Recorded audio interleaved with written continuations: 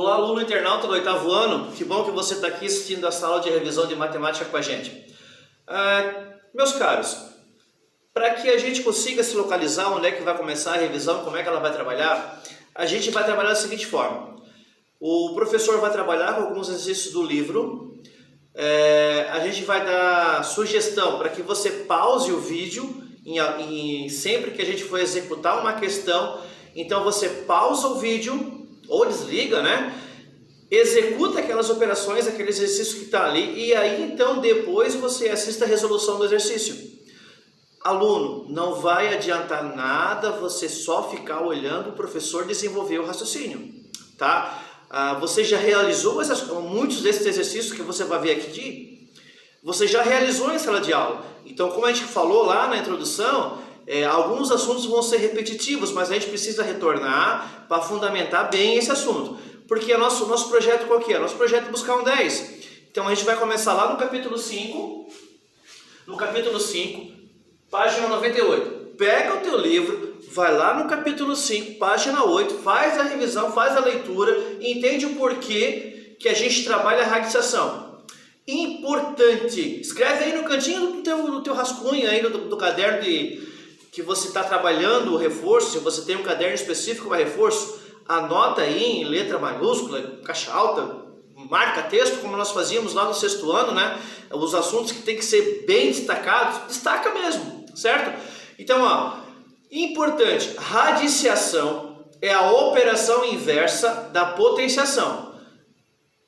Da mesma forma que a divisão é a operação inversa da multiplicação e vice-versa, da mesma forma que a adição é a operação inversa da subtração e vice-versa, a radiciação é a operação inversa da potenciação. Então a gente vai, em alguns casos, a gente vai desenvolver o fator, a gente vai encontrar esse valor numérico, vai levar ele a uma potência, porque quando eu faço a operação potência e radiciação, eu cancelo esse radical. E aí eu fico só com o número, seja ele um número natural, inteiro, racional, irracional e assim por diante. Então a proposta de hoje é o seguinte: nós vamos começar com aqueles valores bem singelos, falando sobre quadrados mágicos. Quadrado mágico, poxa, onde é que vem esse quadrado mágico? Eu conheço o cubo mágico. Quadrado mágico nada mais é, meu caro aluno, o seguinte: qualquer valor numérico que você multiplica ele por ele mesmo. Por exemplo, 8 vezes 8. Olha só, é o mesmo valor. 8 vezes 8 é 64. Ou seja, o 64 é um exemplo de quadrado mágico. Olha só outro exemplo de quadrado mágico. Vamos colocar aqui em cima. 1 vezes 1 é igual a 1. O 1 também é um exemplo de quadrado. Quadrado mágico. Outro valor numérico. 11 vezes 11. Então esse valor aqui o professor já sabe o valor, né? A resposta. 121. O 121 também é um quadrado, que resulta da multiplicação de fatores iguais. Ou seja, ao colocar uma raiz quadrada aqui, ao colocar uma raiz quadrada aqui, ao colocar uma raiz quadrada aqui, eu volto para onde? Eu volto para cá.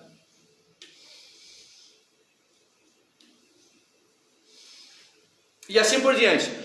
Deixa eu mostrar para vocês um exemplo da tabuada de Pitágoras, para fundamentar bem isso. Por que isso é importante? Porque a gente vai trabalhar em radiciação. A gente tem duas formas de trabalhar a resolução de radiciação.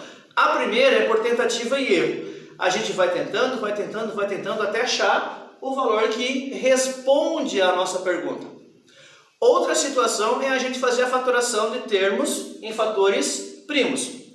Primeiro, o mais prático, vamos fazer por tentativa e erro até onde der.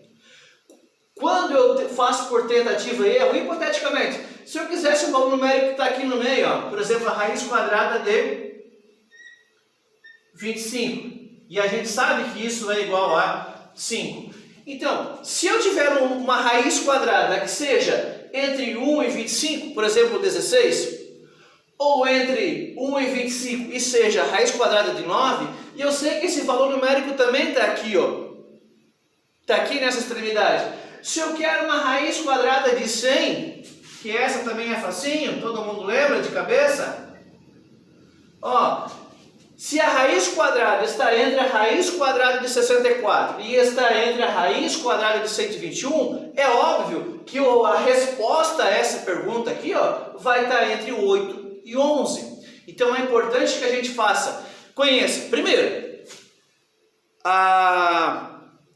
os valores quadrados da tabuada. Então, 1 vezes 1, 2 vezes 2, 3 vezes 3, 4 vezes 4, 5 vezes 5, 6 vezes 6, 7 vezes 7, 8 vezes 8, 9 vezes 9 e 10 vezes 10. Qualquer número que você queira de raiz quadrada que seja entre 1 e 100 está dentro dessa tabuada. Então a gente vai por tentativa e erro. Se o valor não for exato, a gente começa a trabalhar com aproximações, certo? Vamos dar uma olhadinha na tabuada como é que fica? Só um pouquinho.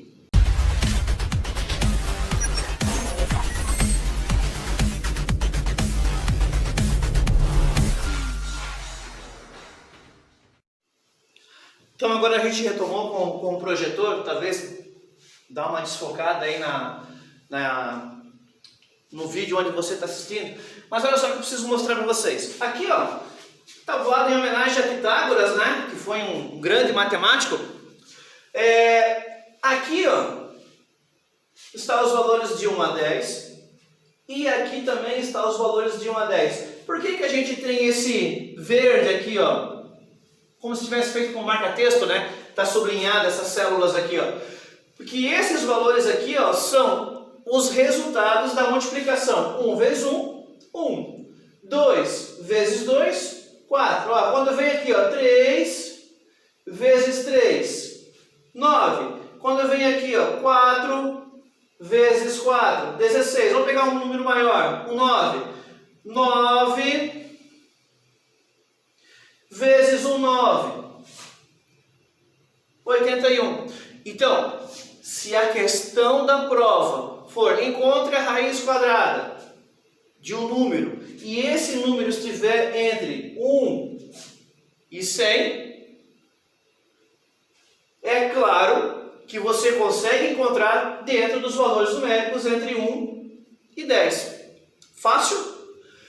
Professor, mas a gente vai trabalhar com valores que são maiores do que 100. Perfeito. Mas se você tiver isso aqui, ó, bem fundamentado na sua cabeça, se você sabe aonde que vem a ideia da potência, da radiciação, que ela é a operação inversa da potenciação, então, 3 vezes 3 é 3 ao quadrado, e quando eu coloco esse 3 ao quadrado dentro de uma raiz quadrada, eu cancelo os índices. Eu cancelo o índice do radical, que é quadrado, e eu cancelo também a potência, que é elevada ao quadrado. Então, ó, corta, eu fico sem a raiz. Vamos fazer um exemplo aqui, ó. Ó, raiz quadrada de 9 é a mesma coisa que 3 vezes 3. Opa, então eu copio de volta na minha raiz e eu substituo o 9 pelo valor da potência, ou seja, 3 ao quadrado, que é a mesma coisa que 3 vezes 3. Olha só, eu vou cancelar, a gente já discutiu isso lá no 6º ano, que quando a raiz é quadrada eu não preciso escrever aqui o valor numérico 2, mas eu sei que ele está ali. E eu vou simplificar com esse 2 aqui, ó. Então, ao cortar a minha raiz, eu vou ficar com que valor? O 3. Eu tenho que retroagir bem lá na parte bem fundamental para que a gente consiga avançar. Aí eu pergunto para vocês, eu poderia colocar um 11 aqui e um 11 aqui? Posso. E qual seria o resultado? Eu viria para cá, ó, 121. Vamos crescer isso daqui, vamos fazer aqui 200. Posso? Posso. Qualquer valor numérico que eu esteja buscando, eu posso. 200, então eu vou botar aqui também o meu 200. Aí você para o vídeo e vai aí e faz no seu caderno quanto que dá 200 ao quadrado. Certo?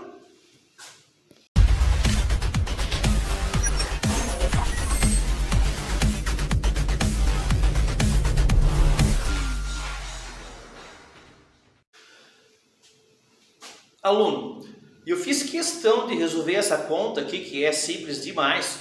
Ela não é, ela ela é bem simples de resolver, uma conta de 5º ano, mas eu preciso trazer essa conta para vocês para colocar uma observação.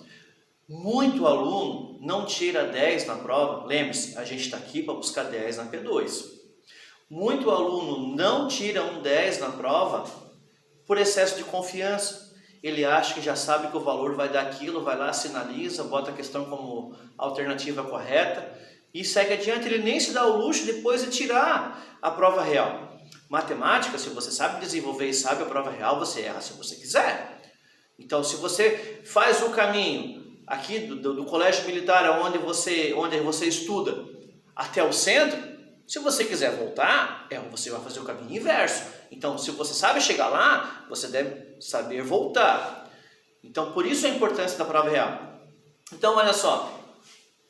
Quem fez de cabeça pode ser que tenha errado essa conta aí. Então, daquela ideia que a gente trabalhou lá no 6º ano, né? Quando estou multiplicando o valor numérico por zero, é muito fácil, né? 0 vezes qualquer coisa é 0, então basta eu baixar o 0. Lembra, eu estou multiplicando os valores de baixo. Eu sempre multiplico os de baixo pelo de cima. Então eu baixei esse 0, agora eu vou baixar esse 0 aqui, ó. Agora sim eu vou multiplicar o valor numérico 2. 2 vezes 0, 0. 2 vezes 0, 0. E 2 vezes 2, 4. Cada 3 casas, aqui, para nós brasileiros, ponto. Por que eu falo para nós? Porque a gente tem aluno aí que estudou nos Estados Unidos, né? E aí talvez até uma curiosidade. Para nós, onde é ponto, nos Estados Unidos é vírgula. E para nós, aonde é vírgula, nos Estados Unidos é ponto. Mas vamos voltar aqui para a nossa linguagem, né? Muito provavelmente, se você chutou 200 vezes 200, já sei, vai dar raiz quadrada, vai dar 4.000. 200 vezes 200 não é 4.000, é 40.000. Outra proposta que eu tenho para trazer para vocês é o seguinte: não dá para você resolver radiciação. A gente não vai conseguir resolver radiciação com número decimal.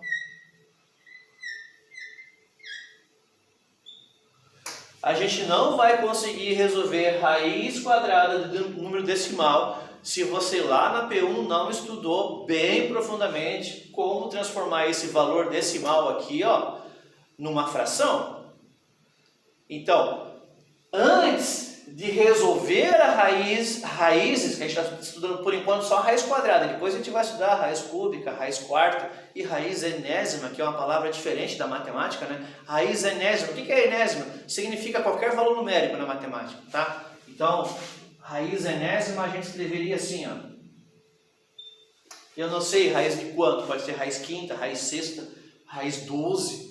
Então, como eu não sei, coloco x e eu não leio raiz x de alguma coisa. Eu leio raiz enésima, qualquer valor numérico. Mas voltando aqui ao número decimal.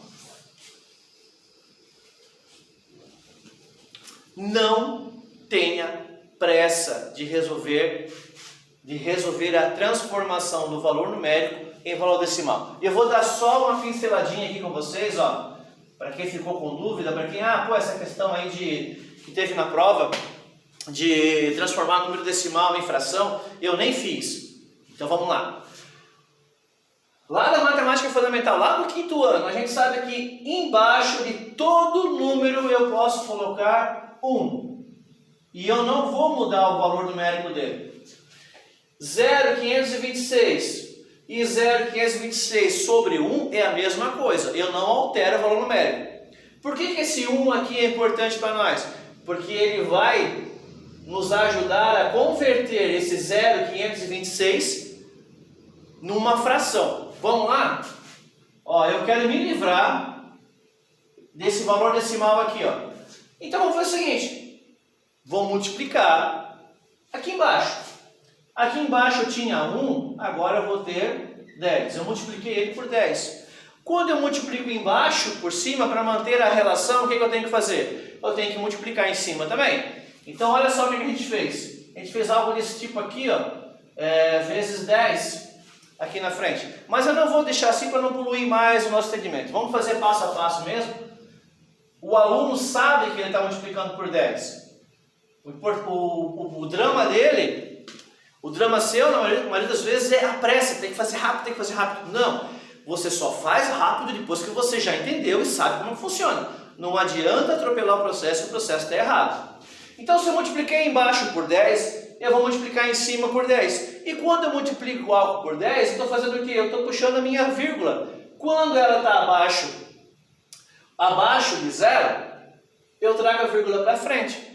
E quando ela está à frente, eu deixo de ter vírgula e passo a ter ponto. Primeiro eu vou fazer o valor decimal, depois eu faço um que ele é inteiro e mais a parte decimal. Então, se eu multipliquei aqui embaixo por 10, em cima vai ficar o quê? A vírgula que estava aqui, ó, vai vir para cá. Vai ficar 0, 5, 2, 6. Ó, a vírgula estava aqui, ó, vem para cá. E aí, isso aqui, ó, a gente já sabe que quando o 0 está à esquerda, aqui ele vale porque ele está à frente de uma vírgula. Mas quando o 0 está à esquerda, ó, ele não vai alterar o valor numérico dele. Então, a gente não precisa mais escrever esse 0 aqui, ó. Então, o que era 0,526 sobre 1, agora é 5,26 dividido por 10. Eu ainda não me livrei da vírgula, ela está aqui, ó. Então, vamos continuar. Eu vou colocar aqui implica e vou escrever o número aqui embaixo. Só o valor numérico. 526. Aqui eu multipliquei por 10, cheguei no 10. Se eu multiplicar por 10 de volta, eu chego aonde? Eu chego no 100. Se eu multipliquei embaixo por 10, eu vou multiplicar em cima também por 10. Então, quando eu multipliquei em cima por 10, essa vírgula foi o quê? Andou uma casa para trás. Então, agora, era 5,26, agora é 52,6. Chegou onde eu quero? Eu tenho que me livrar dessa vírgula. Essa vírgula não pode ser apresentada aqui, eu tenho que me livrar dela.